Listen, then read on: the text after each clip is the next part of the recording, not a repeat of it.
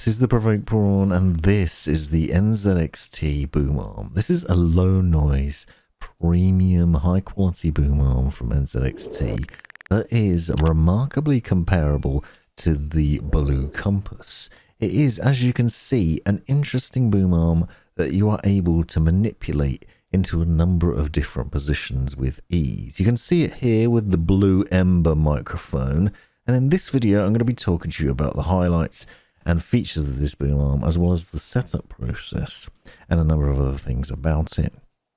This boom arm will work with both USB and XLR mics. You can see the Blue Ember is an XLR mic, for example, in here, and it also has a number of interesting highlights to it. I'm going to leave all the specifications in the description, but for reference you can get up to 31.5 inch maximum horizontal reach and 32.5 inch maximum vertical reach. It'll also support up to 2.6 pounds, which is just over 1.17 kilograms in terms of weight, so it should support most microphone setups.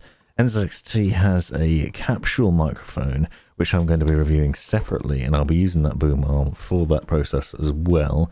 But in this video I want to just show you the setup and talking about the highlights of it. Now, when I first got this out of the box, I was struck by just how remarkably similar this boom arm is to the Blue Compass. The Blue Compass has been my mainstay boom arm for a long time. I've used the Rode PSA-1 and the Elgato Wave mic arm, but the Blue Compass is still my favourite, and that is why I'm going to recommend the NZXT boom arm as well, because it's just fantastically designed and feels very good in the hand. There are things that are a highlight to it. For example, you can see it has a cable channeling system and a good solid build quality. There are multiple adjustment points, and on the underside in the base there's also a little tensioning screw so that you can adjust this screw to sort out the tension if you find that the arm is still moving around once you've attached your microphone and have tightened up the various joints. There are multiple joints in here with notches on them that you can adjust in order to get it into the position you want and move it around, as you saw me doing at the beginning of this video.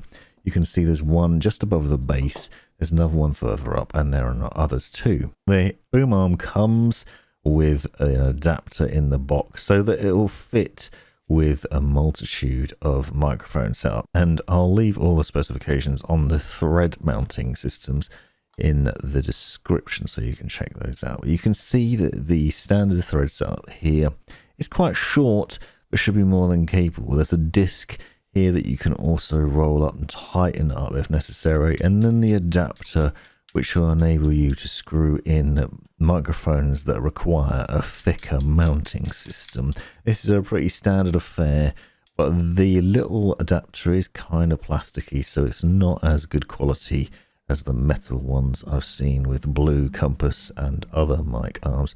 However, it should be good enough. You can see the installation process here for screwing it in to the Blue Ember, for example. You basically use this adapter, attach it to the mic's little tiny arm, and then attach it to the mic boom arm itself as well. And it's basically just a screw-in process, so it's really easy to set these up. These two threads should be enough for a multitude of boom arms.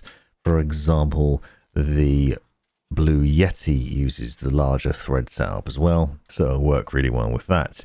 Once it's on, you can then also use this system to adjust it into the position you want it into, depending on what sort of microphone you have. The base mounting system is also very nice. It has the ability to go up to 5 centimeters in terms of the depth. You can see just how tall it is and how sturdy looking it is. Again, comparable to Blue Compass, and it will fit nicely. I have a 40mm deep desk set up here, so it is quite thick, big chunk of wood, but you can see that it just attaches into there really easily. The arm itself then just simply drops into the base. There's a little sticker on the bottom to remind you that if you need to, you can tighten up that screw on the underside to adjust things, but the setup process is fairly straightforward. You basically just need to screw and unscrew the various points and then manipulate the mic arm into the position that you want it into. Don't panic if you find it just flying about a bit before you've installed your mic in there. Putting the mic on does make a difference in terms of how you can manipulate it, and it makes it a lot easier. Now, when I first got this out of the box, I did think that the cable channeling system didn't look big enough to hold an XLR cable, but I'm pleased to report that it has managed to conceal mine quite easily. There's basically a couple of plastic clips that come off and sit over the top of the cable channeling, and then you can run your cable under there and then put the covers back on.